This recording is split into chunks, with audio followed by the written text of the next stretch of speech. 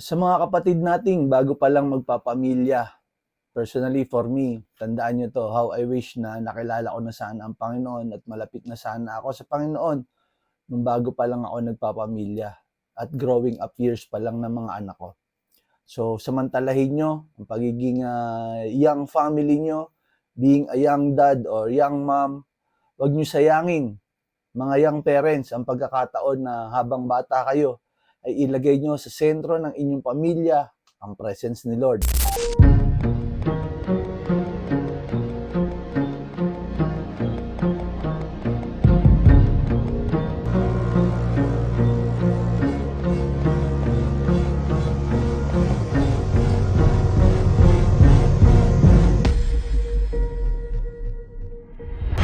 Proverbs 23, verse 24. The father of the righteous will greatly rejoice, and he who begets a wise child will delight in him. Sa journey ng parenting, mga kapatid, yung ma-witness mo yung joyous path ng iyong anak na lumalaking malapit sa Panginoon ay talaga namang nakaka-proud. Hina-highlight ng Bible ang deep connection sa pagitan ng kagalakan ng magulang at wisdom ng kanilang anak sa pamamagitan ng tamang pamumuhay.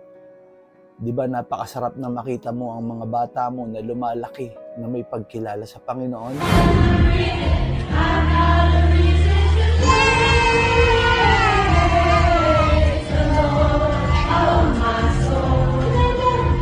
Kaya panawagan ko, huwag niyo sayangin mga young dads and moms.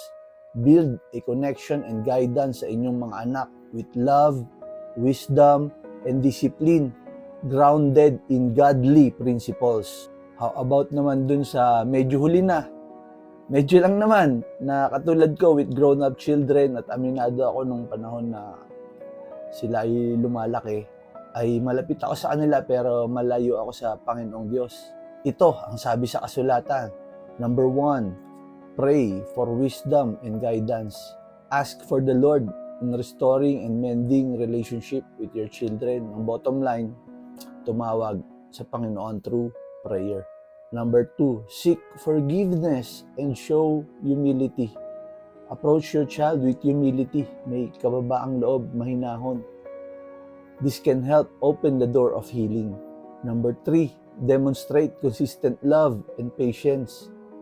Commit to showing unconditional love, pag-ibig na walang kondisyon at walang hinihinging kapalit mula sa iyong mga anak. Avoiding anger at paninisi. For love bears all things, believes all things, hopes all things, and endures all things. Number 4, offer a listening ear. Be present at makinig sa perspektibo ng iyong mga anak. Acknowledge mo ang kanilang experience. Be swift to hear and genuine to listen. Number 5, model Christ-like behavior. Ngayong may renewed relationship ka, may relasyon ka sa Panginoon, let this shine through your actions. This is a challenge, lalo na kung lumalaban sa iyong anak mo at nagbibigay ng mga illogical na dahilan, reasons.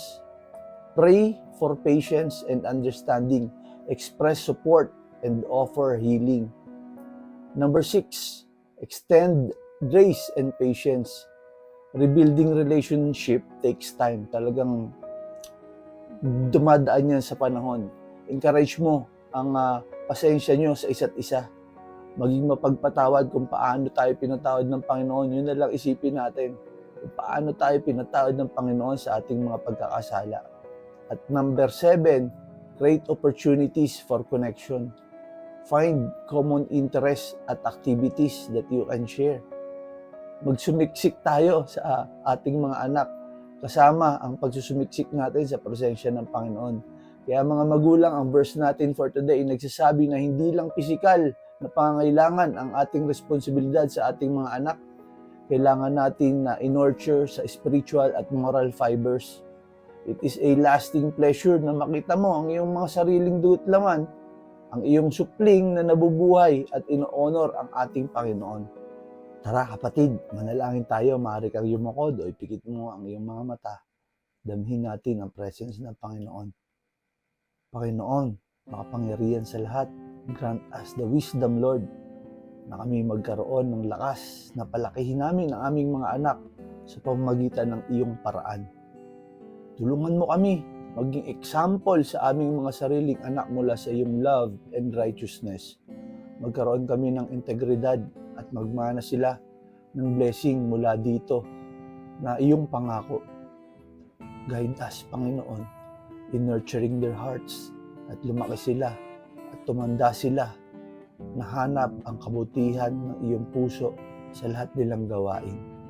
O Diyos, kami ay sumasampalataya na gagabayan mo ang aming mga anak sa kanilang pagtanda. Salamat po, Ama, sa iyong pakikinig at pagtugon sa aming mga panalangin.